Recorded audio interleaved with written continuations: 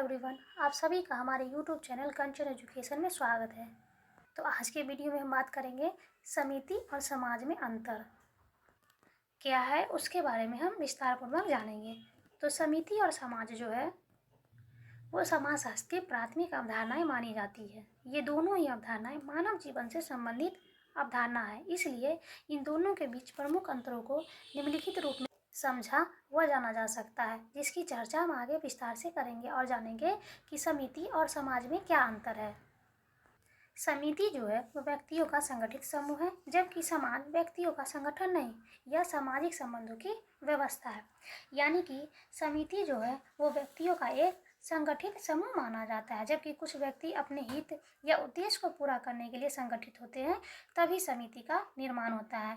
बिना व्यक्तियों के संगठन के समिति की कल्पना नहीं की जा सकती, जबकि समाज व्यक्तियों का संगठन नहीं है, यह सामाजिक संबंधों की व्यवस्था के निर्माण के आधार पर बनती है। इसलिए व्यक्तियों के बीच जो संबंध बनते हैं उन्हीं से समाज का निर्माण होता है। समिति जो है वो मूर्त अवधारणा है। समिति का निर्माण व्यक्तियों के समूह से होता है, जबकि समाज अमूर्त अवधारणा है, इसका निर्माण सामाजिक संबंधों के द्वारा होता है। अर्थात समिति को मूर्त अवधारणा माना गया क्योंकि समिति का निर्माण व्यक्तियों के समूह से होता है, क्योंकि व्यक्तियों को देखा व स्पर्श भी किया जा सकता है, अतः समिति को मूर्त संगठन माना गया है।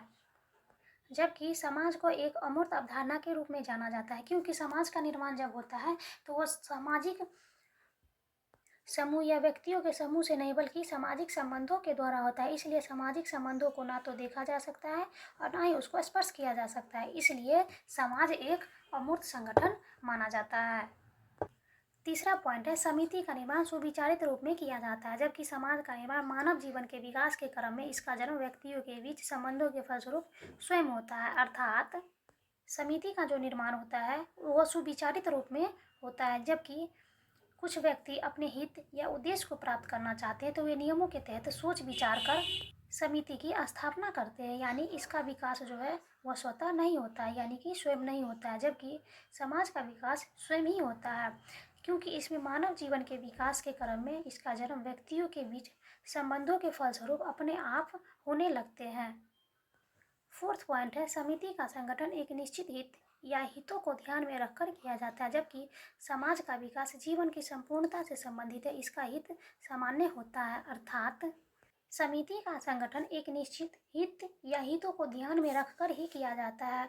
यह हित छोटा या बड़ा दोनों हो सकता है। इसी तरह एक समिति के एक से अधिक हित हो सकते हैं, जबकि समुदाय समाज का विकास जीवन की संपूर्णता से संबंधित है, इसका हित सामान्य होता है।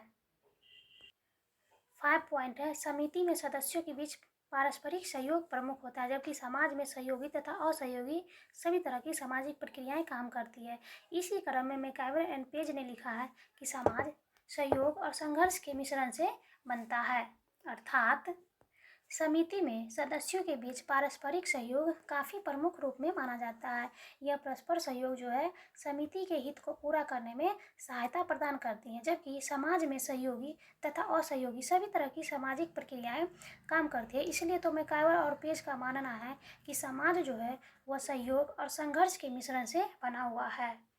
6 पॉइंट है समिति कृत्रिम संगठन है, जबकि समाज एक प्राकृतिक कर्म, यानी कि यहाँ कृत्रिम संगठन का यह अर्थ हुआ कि व्यक्ति अपने हित या हितों को ध्यान में रखकर इसका संगठन करते हैं, जबकि समाज एक प्राकृतिक कर्म है। इसका अर्थ यह हुआ कि इसका उदय जो है वो मानव जीवन में स्वतः हुआ है, यानी कि मानव जीवन में अपने आप हुआ है।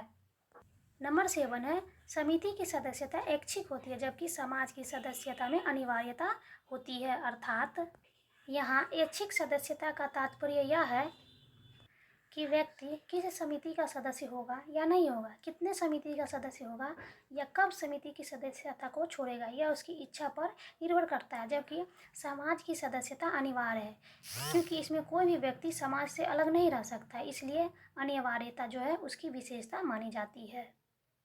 नंबर 8 है समिति छोटी इकाई का संगठन है, जबकि समाज काफ़ी बड़ी इकाई मानी जाती है।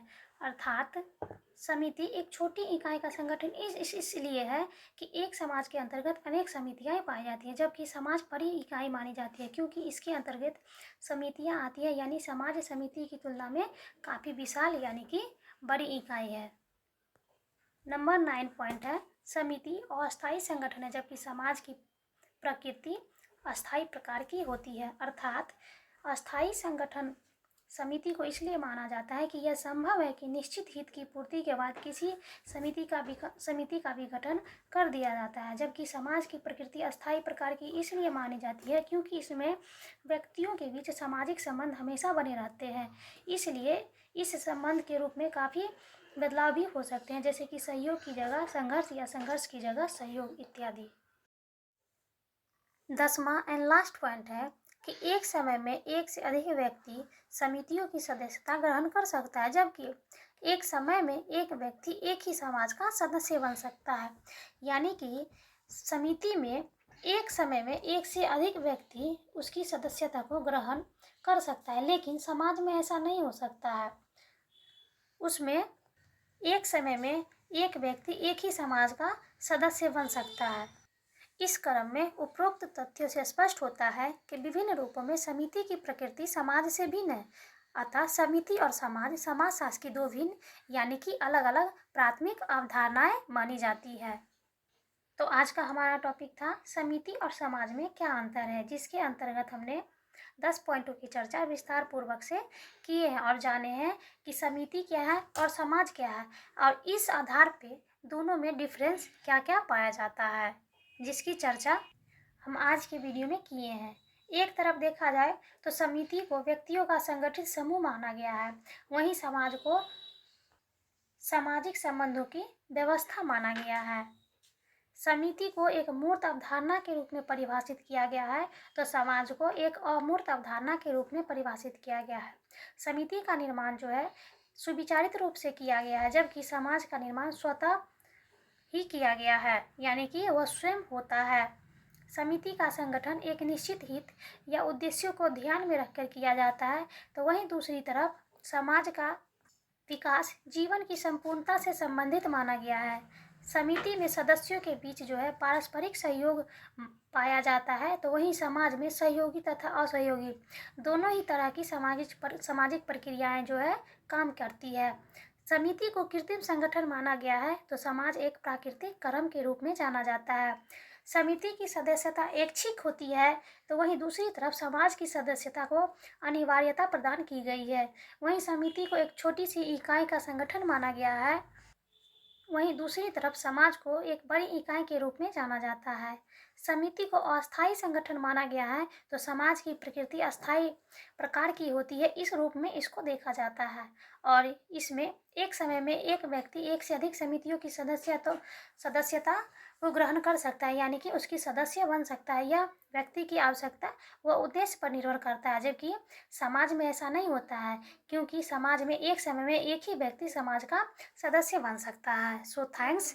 वीडियो अच्छी लगी तो like, share, comments and subscribe जरूर करें।